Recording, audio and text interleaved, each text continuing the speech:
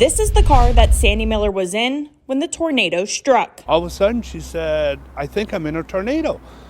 What? She goes, "I think I'm in a tornado." And then all of a sudden, a lot of static. I didn't know if she was actually still in the car, where she was.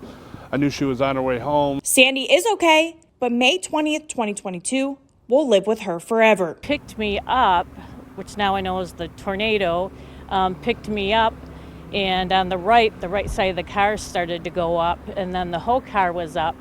And then next thing I remember is it started rolling. Sandy was at this light when it all happened. She and her SUV eventually landed down the road at the Marathon gas station. When I finally did land, I didn't know how I landed, where I was at. I just looked for the closest way out, which was the sunroof, now I know, and I climbed out the sunroof and I just ran to the nearest building, which seemed like it was a mile away, but it wasn't, to the Marathon gas station. At the same time Sandy was caught up in the tornado, 4 employees and 1 customer were inside Maurice's clothing store next to the Hobby Lobby. When the roof flew off, it broke into pieces. So everything that was holding the roof together, that was falling.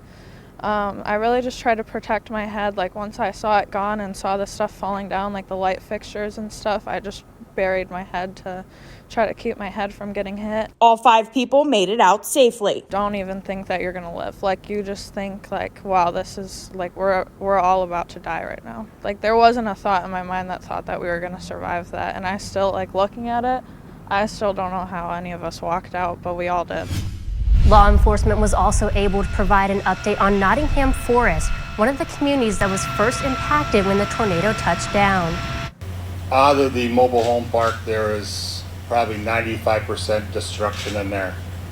There have been trailers picked up and turned over on top of each other, and just a very large debris field from the trailers. Martin also confirmed multiple gas leaks within the community. Most have been shut off. Earlier today, Michigan State Police blocked the entrance to Nottingham Forest. They say it's due to an ongoing search and rescue operation. This is the same park Chief Martin said is 95% destroyed. One resident tells us he had a difficult time processing the scene in front of him. It's really unbelievable to see when you're used to seeing trailers there about maybe 10, 20 feet apart, and there's nothing but rubble. It's like a movie. You would never think that would happen to you. If you have people, if you know people from Nottingham, keep them in your prayers. Even if you're not religious, like I said, I'm not a religious person, but somebody was watching over me today. Good afternoon. The Appold family was just getting home from work and school. Their bags were packed and they were leaving for the weekend. Kind of didn't take it seriously at first, but then we looked outside and realized the weather seemed a little odd. Heather's husband, standing in the kitchen looking out the window, saw debris swirling in the distance. Heather said her and her son Tyler were already downstairs.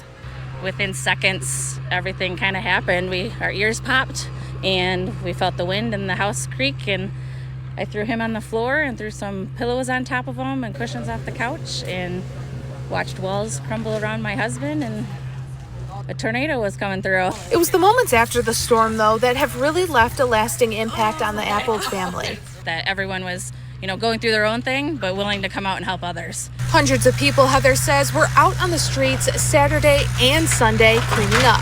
From baseball teams to soccer teams, people of all ages came together, going neighborhood by neighborhood.